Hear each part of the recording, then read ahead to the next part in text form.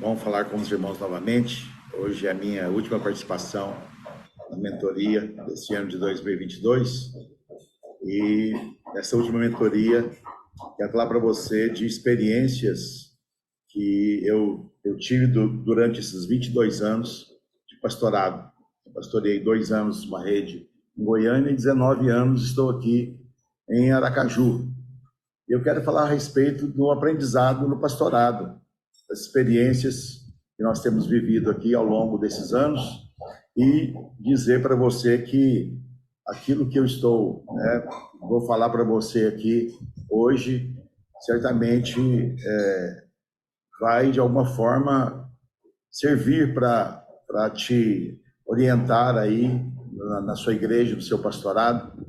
E ao longo desse tempo, o pastor Aloísio, ele discorreu sobre muitos assuntos. Eu creio que nós estamos aqui para contribuir, mas é uma alegria saber que nós temos um pastor que tanto se desdobra, né? Se santifica, se qualifica, busca conhecimentos e experiências com o Senhor para passar para nós.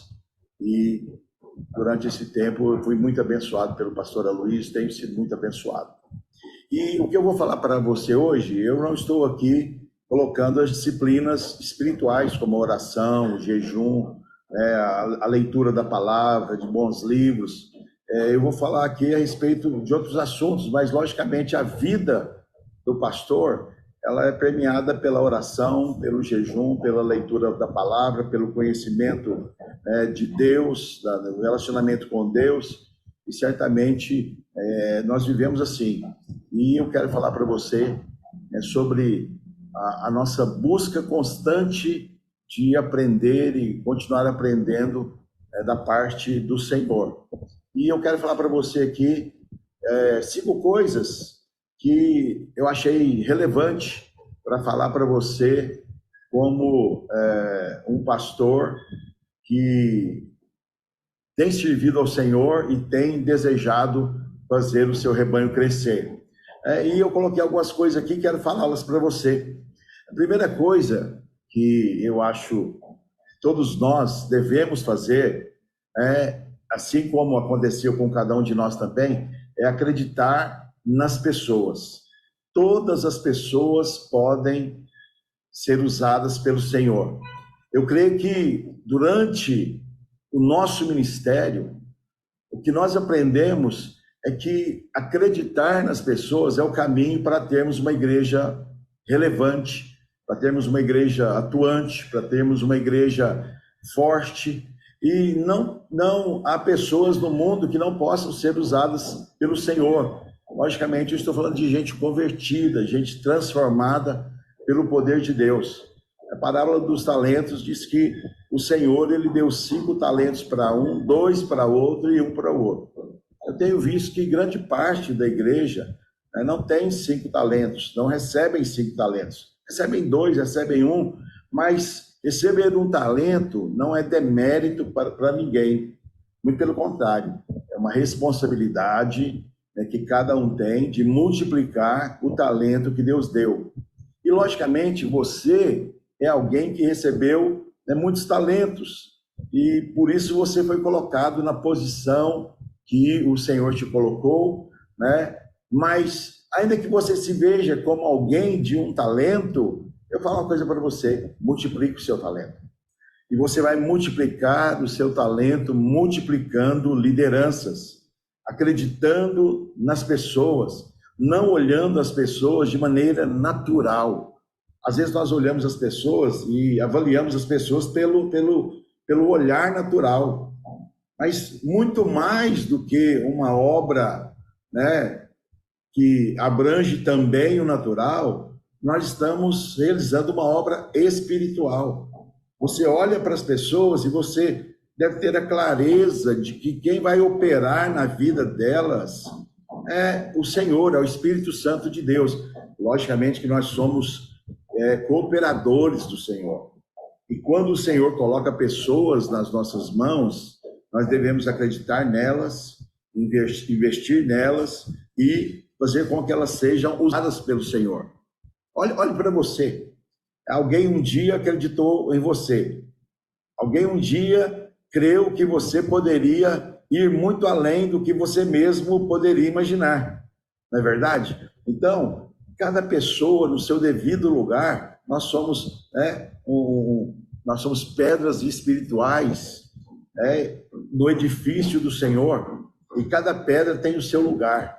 E eu digo para você, cada pessoa na sua igreja, ela pode ser usada de maneira poderosa, sobrenatural. A palavra do Senhor diz, Paulo dizendo em 2 Coríntios 5,16, ele diz: por isso, daqui em diante, não vamos mais usar regras humanas quando julgarmos alguém. E se antes de nos termos tornado cristãos, julgamos Cristo de acordo com regras humanas, agora não fazemos mais isso. Por isso eu falo para você, acredite nas pessoas, não olhando simplesmente pelo lado natural. Logicamente que pessoas têm limitações. Chegam pessoas da nossa igreja que às vezes elas não sabem ler. Aqui no Nordeste, isso acontece muito. Mas nem por isso aquela pessoa, ela deve continuar tendo a escuridão da falta da leitura, né? Ela pode aprender, você pode instruí-la a ela ir para uma escola, para que ela possa aprender a ler a Bíblia, para que ela possa fazer os cursos, ler as apostilas do cursão, do CTL. Mas uma coisa você deve ter no seu coração: o Senhor, Ele vai operar na vida das pessoas que você acreditar nelas. Elas podem ser muito úteis para você. Elas podem ser uma bênção para você em todos os aspectos. Eu falo para você, no segundo tópico que eu quero falar, eu já vou passar para ele, é que, antes disso, uma coisa que você deve bater na tecla, do seu discipulado com os irmãos, é que eles multipliquem a sua liderança. Seja no louvor, seja como líder de células, como discipuladores, como obreiros, e você vai levantar pastores também, mas desde aquele irmãozinho que é o servo, desde aquele irmãozinho que está ali na porta da igreja recepcionando as pessoas, como aquele que sobe para tocar um violão, para cantar, aquele que está na célula ali, pregando, compartilhando, fazendo eventos ponte, levando pessoas ao encontro. Não deixe de usar as pessoas. Você vai ter boas surpresas com pessoas que quando elas chegaram na igreja, ninguém dava nada por elas, mas pela sua visão, você fez com que elas fossem usadas e abençoadas pelo Senhor, na obra do Senhor, ok? Então, a primeira coisa, acredite em todas as pessoas. Segunda coisa, treinem todos os que chegarem na sua igreja.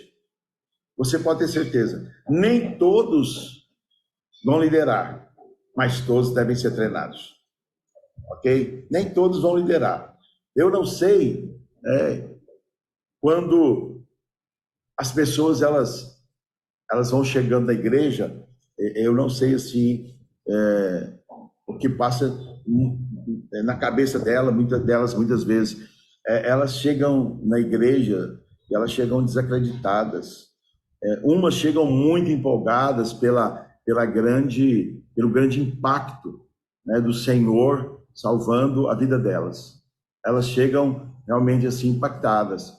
Outras, elas são mais tímidas e elas até para dar um abraço nessas pessoas é difícil, porque elas não estão acostumadas com esse tipo de tratamento, de amor.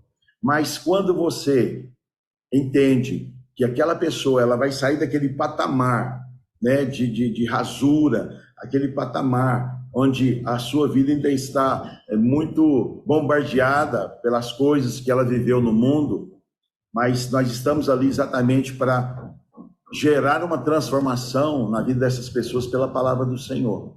E nada melhor do que você treiná-las. Então, ela converte, você leva ao encontro ou algum evento ponte, mas aí essas pessoas convertem, elas vão passar pelo batismo, depois elas serão introduzidas no cursão, depois no CTL, e elas podem até vir a fazer o nosso curso pastoral, mas em todo o tempo elas vão sendo treinadas. Olha, você treina as pessoas para serem servos, você treina pessoas para serem líderes de louvor, você treina pessoas, a sua esposa para ser líder de crianças, nós, de jovens, de adultos, nós estamos treinando pessoas o tempo inteiro. Uma plantação, uma lavoura, ela não se planta e se colhe apenas um ano. Todos os anos tem plantio e tem colheita. Todos os anos tem plantio e colheita. Alguns anos tem mais colheitas, outros menos, mas todos os anos nós podemos colher. Agora, se acontecer de em algum ano não crescer nada, isso acontece, acontece algumas vezes ao longo do nosso ministério, mas o que você não pode se furtar é de treinar as pessoas. Todo tempo treinamento é importante. Todo tempo você inculcar na cabeça das pessoas que elas podem crescer em Deus, crescer no conhecimento, crescer em experiências, crescer no conhecimento da palavra, no conhecimento da nossa visão, no conhecimento da nossa prática como igreja em célula. Esse é o nosso papel. É o papel de treinar, é o papel de edificar, é o papel de enviar, é o papel de supervisionar, ok? São filhos amados de Deus que precisam de edificação, que precisam de treinamento. Esse é o papel, é o nosso papel de pastor. Nós somos treinados, eu particularmente, eu fui treinado pelo pastor Luiz desde que estava na Fama. Então, fiz cursão com ele, fiz CTL com ele, depois fiz seminário pastoral, e eu falo para você, eu continuo sendo treinado. Essa mentoria que o pastor Aloísio, Deus colocou no coração dele, eu também fui muito abençoado. É um treinamento, e diariamente nós também precisamos crescer no relacionamento do Senhor, nosso relacionamento com o Senhor através dos ensinos dos irmãos mais velhos, dos irmãos que têm sido os nossos pastores, e nós somos pastores também de pastores, e somos pastores de ovelhas. Então, em todo tempo, nós vamos estar treinando essas pessoas. Nunca deixe de treiná-las. Quanto mais você treinar pessoas, mais líderes você vai ter, mais células você vai ter, mais membros você vai ter, mais a sua igreja vai crescer. Ok? Terceira coisa, dissipe todo espírito de dúvida no seu coração a respeito do seu chamado. O diabo sempre vai te questionar. Olha, o papel do diabo é acusar, roubar, matar e destruir. Então, veja bem, por isso que ele intensifica as condenações, os ataques na sua vida, porque você é alguém que está num lugar muito importante e o seu trabalho é muito importante. Senão o diabo não estaria tão preocupado com você, com o seu ministério, com o seu chamado, com a sua igreja, com os frutos que você tem dado. Paulo disse a Timóteo: fiel é a palavra. Se alguém aspira ao episcopado, excelente obra almeja. Você está fazendo uma obra excelente. Você certamente está fazendo um trabalho onde frutos estão aparecendo. E às vezes as resistências, elas são normais, porque você está fazendo algo muito importante. Você está fazendo algo que nasceu no coração de Deus. mas o diabo sempre vem tentar te acusar. O diabo sempre vai procurar te condenar, dizer que você não está fazendo o suficiente, dizer que aquilo que você está fazendo não é relevante, dizendo que você, no púlpito, você só fala coisas que não deve. Mas deixa eu dizer uma coisa para você. Quanto mais você ora, mais você lê, mais você jejua, mais você prega, mais o diabo vai te condenar. Esse é o papel dele. O seu papel é de não aceitar as acusações, as condenações, já que você está fazendo o trabalho mais importante do planeta Terra. Você está fazendo o trabalho de Deus. É um trabalho onde vai ter repercussão eterno. Então veja bem, quando você ganha pessoas, quando você treina pessoas, quando você vê o fruto do seu trabalho acontecendo, o diabo vai estar muito preocupado, porque ele vai ver um avanço, ele vai ver você saqueando aquilo que ele tão bravamente tem tentado segurar, que são as vidas. Mas deixa eu falar uma coisa para você, ele é o valente que não é nada perto daquele que está com você, daquele que te chamou, daquele que te arregimentou, daquele que te preparou, daquele que tem dado para você experiências tremendas e gloriosas. Então, essa obra que você está fazendo, meu irmão, não é temporal, é uma obra eterna. Continue no trabalho. Teve aqui um alarmezinho, mas já passou. Continue fazendo o trabalho que Deus chamou você para fazer.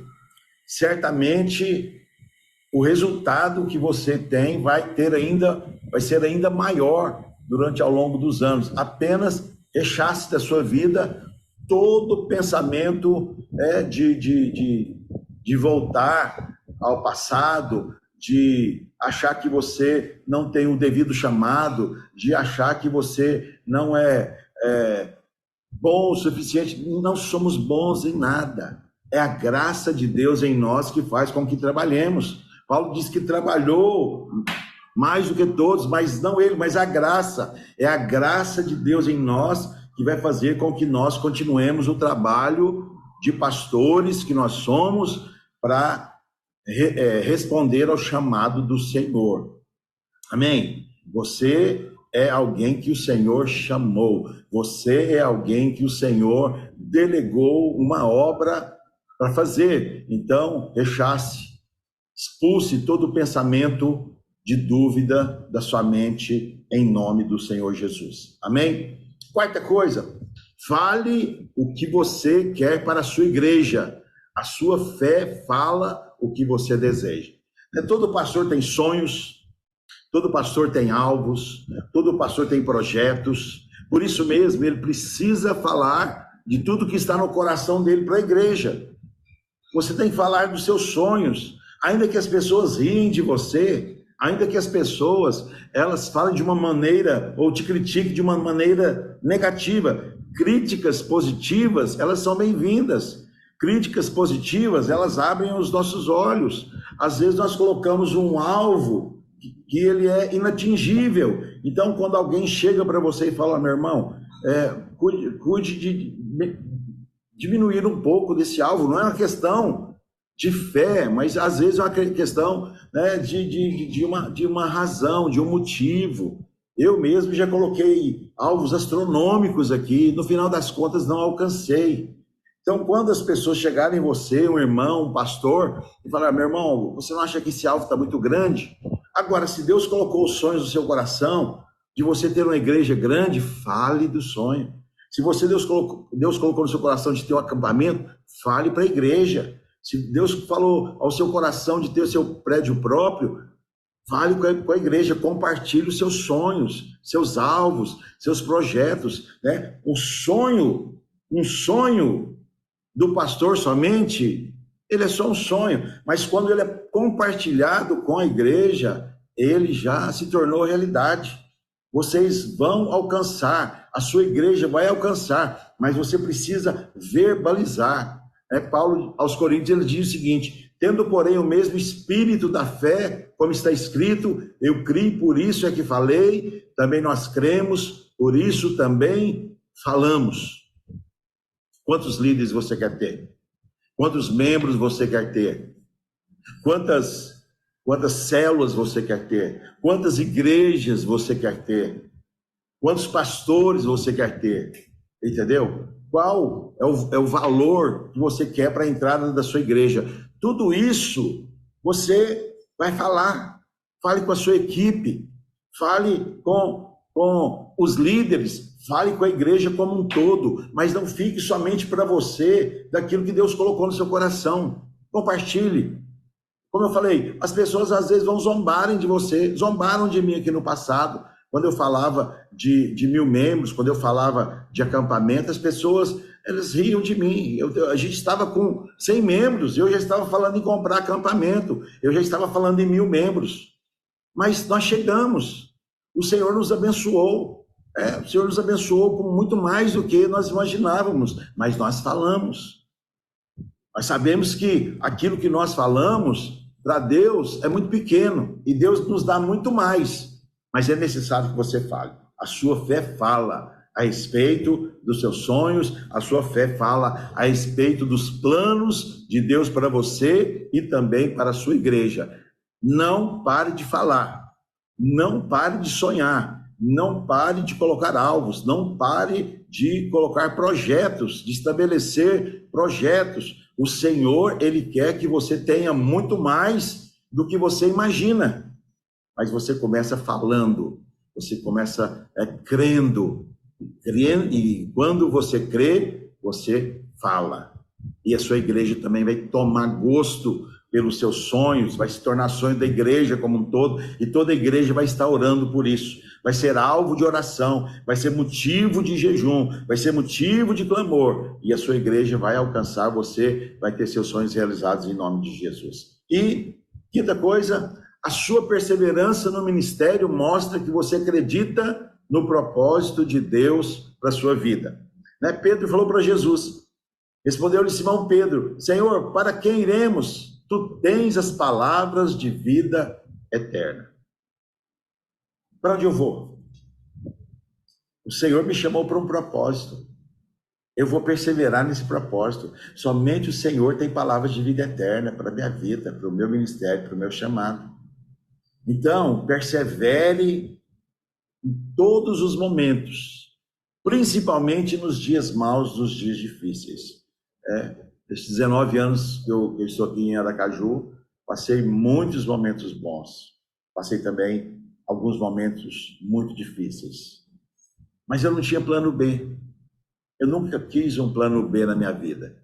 Quando o Senhor me chamou, lá no ano 2000, o Senhor já havia me falado anos antes que eu seria um pastor, e quando o Senhor me chamou, através do pastor Aloísio, no ano de 2000 eu fui levantado como pastor, eu risquei qualquer tipo de plano B na minha vida.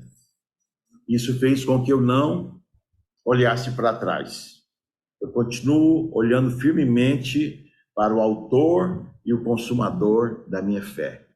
Eu continuo crendo que Deus quer me usar, eu continuo crendo que Deus ele quer que eu tenha uma igreja maior, que eu tenha prédios próprios, né? Nós estamos pagando o nosso primeiro prédio próprio, e é algo realmente de Deus, sobrenatural, algo que só o Senhor para nos dar, algo que nós não tínhamos nenhuma condição de ter, mas o Senhor nos deu.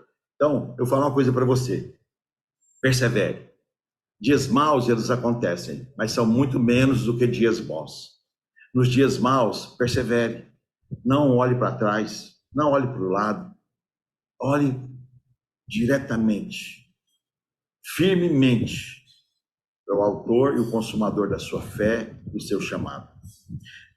Paulo, falando aos Filipenses, ele diz o seguinte: irmãos, quanto a mim, não julgo havê-lo alcançado, mas uma coisa faço, esquecendo-me das coisas que para trás ficam e avançando para as que diante de mim estão, prossigo para o alvo, para o prêmio da soberana vocação de Deus em Cristo Jesus. Eu quero ser achado entre os que serão elogiados. Eu quero ser achado entre os que serão agraciados pelo galardão do Senhor.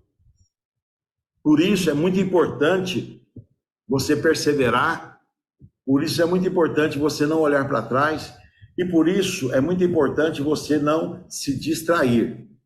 E agora, eu quero falar para você algo muito, nos nossos dias, e está acontecendo muito sério. Nesse tempo de eleições no Brasil, eu preciso confessar para você que eu deixei entrar no meu coração coisas que eu não deveria ter deixado. É me envolver em falar tanto de política. Eu não fui chamado para isso. Fui chamado para pregar o Evangelho. E claro que todo mundo quer um país mais justo, todo mundo quer um país mais seguro, um país mais próspero, um país sem perseguição religiosa. Mas o que muda um país não é o voto. O que muda um país é a pregação da graça, do Evangelho da graça de nosso Senhor Jesus Cristo. O Evangelho é que faz diferença na vida das pessoas, na vida da igreja e na vida de pastores, inclusive. Então, nesse tempo de ânimos aflorados, de paixões afloradas por eleições, eu cheguei diante da minha igreja e falei, irmãos, me perdoe, eu acho que eu fui além do que eu deveria ir. Não deveria ter falado tanto de política. Ainda que todos os cultos, eu preguei o Evangelho da graça de Deus, mas eu falei para os irmãos, se eu ferir alguém, me perdoe. Não quero que ninguém saiu da minha igreja por causa de política. Nós não expulsamos ninguém, nós não fechamos o coração para ninguém. Aqueles mesmos que não votavam como eu voto, foram tratados benignamente, foram respeitados. Mas a questão não é somente eles, a questão é o que Deus me chamou para fazer. Deus me chamou para pregar o Evangelho da graça do nosso Senhor Jesus Cristo. É isso que vai mudar a nossa nação. Agora, eu estava conversando com um pastor da Vinha Sergipe, ele me dizendo que na cidade dele, um pastor, ele amaldiçoou uma ovelha porque a ovelha discordou dele na política. E, pastor, aí ela colocou o dedo em riste para falar algo para ele, e ele amaldiçoou, dizendo que aquele dedo dela seria cortado da mão dela. Aquele dedo ia ser arrancado da mão dela em nome de Jesus. Mas veja bem. E aí depois aquela ovelha, ela voltou, pediu perdão para o pastor, falou, pastor, eu errei com o senhor, me perdoe. Ele está perdoado, mas a maldição continua. Então veja bem, olha onde nós paramos. Então, eu não falo apenas de uma paixão religiosa. Eu falo de paixões, todo tipo de paixão, porque o mundo é inimigo de Deus, portanto, é nosso inimigo. E nós somos inimigo do mundo. O mundo é o espírito que está em todos os lugares, no trabalho, no esporte, na política, entendeu? Na vida, na vida financeira, em todo lugar, no seu carro, na sua casa. Então, devemos tomar cuidado com esse espírito, né? E nós fomos advertidos pelo pastor Aloysio, pelo pastor Wilson, por outros irmãos, e eu falo uma coisa para você, que sejamos cidadãos que votem, mas que sejamos mais do que nunca cidadãos do céu. Apenas vote e creia na vontade do Senhor para a nossa vida. Vamos esquecer essa coisa de partido A ou partido B. Nós temos princípios, nós sempre iremos votar por princípios. E pronto. E vamos, na verdade, elevar o nome do Senhor, vamos sustentar o testemunho de Cristo enquanto nós estivermos nessa terra. Nós estamos aqui, mas nós somos cidadãos celestiais. É que nós possamos sair de toda embriaguez e voltemos à lucidez do chamado pelo qual o Senhor nos chamou. Quero deixar um texto aqui com você, que está em 1 Pedro 1, a partir do verso 4. terminando aqui a mentoria de hoje, a palavra do Senhor através de Pedro diz o seguinte: por meio delas, ele nos concedeu as suas preciosas e muito grandes promessas, para que por elas vocês se tornem co-participantes da natureza divina, tendo escapado da corrupção das paixões que há no mundo. Por causa disso, concentrando todos os seus esforços, acrescentem à fé que vocês têm a virtude, o conhecimento, ao conhecimento, o domínio próprio, ao domínio próprio, a perseverança, a piedade, a fraternidade, o amor. Por essas qualidades, estando presentes e aumentando cada vez mais, farão com que vocês não sejam nem nativos, nem frutíferos do pleno conhecimento do nosso Senhor Jesus Cristo. Pois aquele que não tem essas coisas é cego, vendo só o que está perto, e se esqueceu da purificação dos seus antigos pecados. Por isso, irmãos, procurem com empenho cada vez maior confirmar a vocação e a eleição de vocês, porque fazendo assim, vocês jamais tropeçarão, pois desta maneira é que lhes será amplamente suprida a entrada do reino eterno do nosso Senhor e Salvador Jesus Cristo. Amém? Que a graça e a paz do Senhor Jesus continue com você, que nós nos encontremos na nossa conferência nos dias 1 a 3 de dezembro. Vai ser dias poderosos, serão dias gloriosos, e você vai me encontrar lá e eu quero encontrar você também. Deus te abençoe, em nome de Jesus.